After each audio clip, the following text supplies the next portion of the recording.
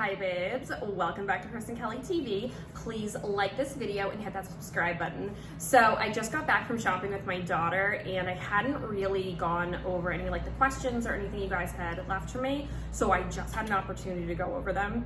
And there were so many people that were like, tell us about the beach scene, tell us about the beach scene, what happened at the beach?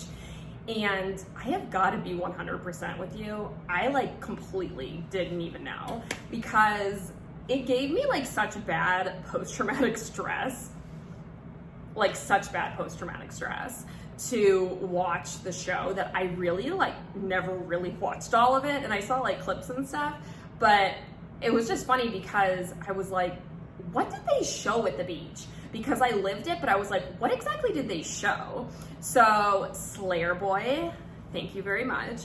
I messaged him on Snapchat and I was like, hey, can you tell me like what happened at the beach scene? Because I really like need to see it in order to like jog my memory. So he was nice enough to pop in the DVD and film it for me and send it to me. So thank you so much. So essentially what happened, and I feel like they showed it. I feel like they showed really what happened, is we were at the beach, and as I had discussed earlier, everywhere we went, people hated us. Like everybody hated us. Like it was just, Miami really was like the epicenter of reality shows that summer. Like Jersey Shore was there, we were there. It was just like, there was so many, and it's not a big place, so there were so many reality things going on that I think the people really just like hated us. So we were at the beach and just these random girls were, you know, talking shit, like calling us ugly and fat and blah, blah, blah. And that was Winter Rose. And we're just calling us bad things. And when Kat and Leah had approached these girls, it was, you know, they were fighting with them physically and verbally, but then I really just saw that, you know, Kat and Leah were, you know, people were holding them back. So I like slid in there, did a little football move and punched the girl in the face. And before they pulled me back, I just kept punching her in the face. And that was really it. And then they pulled me off. And the whole time, Kaylee just laid there and even said like, oh, my roommates are starting a fight and that's just not my style. And looking back at it, this is why I hated Kaylee. And this is why I just think she's like a shit person, is that we were, you know, this is something that my boyfriend says to me all the time, is he's like, mind your business. Like we'll do something and I'll be like, when I say something to somebody and he's like, mind your business, mind your business. And that's something that I definitely in my later years have like learned, is to like really mind my business. But if you're my friend, you're my family. And just the fact that Leah and Kat were fighting with these girls and then they were, you know, apprehended, I saw my opportunity. Even though this girl wasn't, you know, fighting with me, I saw my opportunity to get in there. And, you know, she laid hands on Kat, so I laid hands on her. And it was that simple. But then the whole crowd started like going around us. And the thing that I remember the most, and you actually see this on the show, is you see one of the production people like kind of say something to me. That was, I believe his name was like Jonathan, I think. I feel so bad if that's not his name. But he was like, Chris, we gotta go. Like, I remember him being like, we gotta go. And I remember when we were in the van driving back, he's like, that was crazy. Because there were so many people that were like, really wanted to fight us. And what was funny is that as we were leaving, I don't think this was on it at all, but there was like this guy and this girl, and the girl was like screaming something, and I took my shoe off and I threw it at her and it hit her, and her boyfriend, or the guy she was with, picked up my shoe and gave it back to me, and I was like, thank you, and walked away.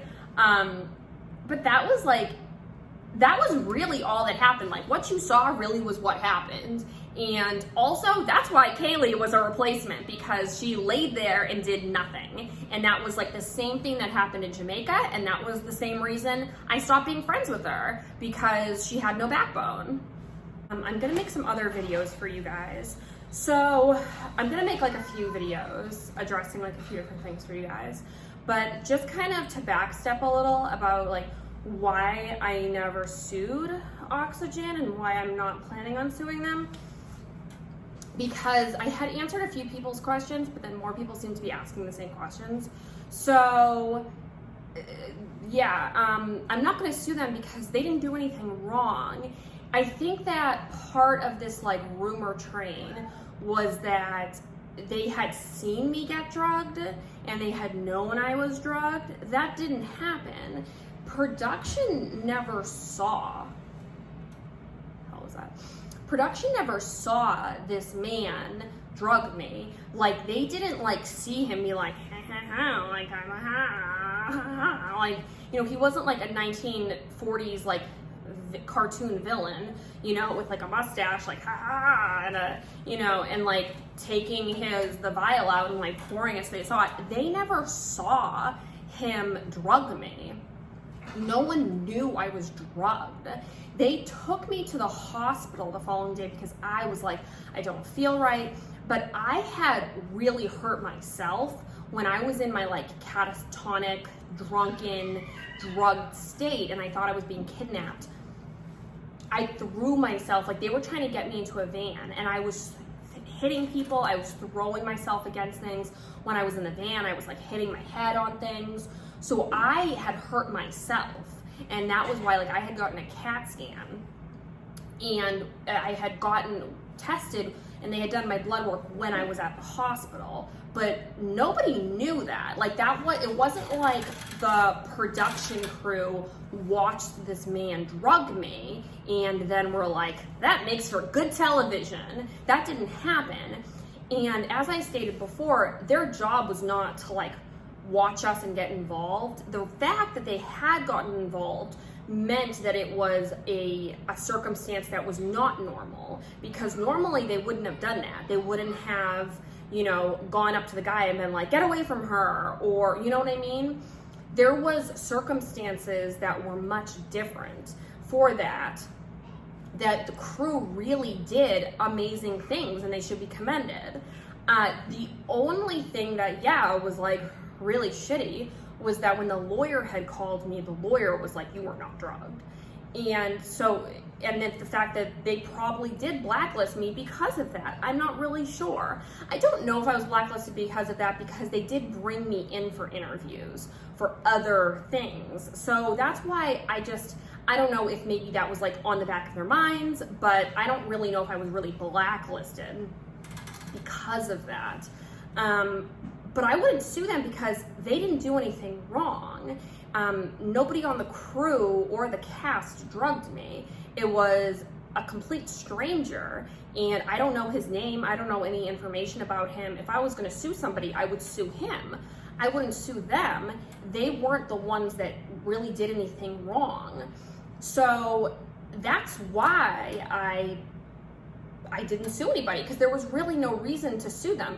If they had done something, like if they had physically seen a person drugging me and then allowed me to drink that drink and then had allowed all this crazy stuff to happen, of course, that would be grounds. But that's not what happened. That's not what happened in the slightest. So no, I would definitely not sue them. There was nothing to sue them over.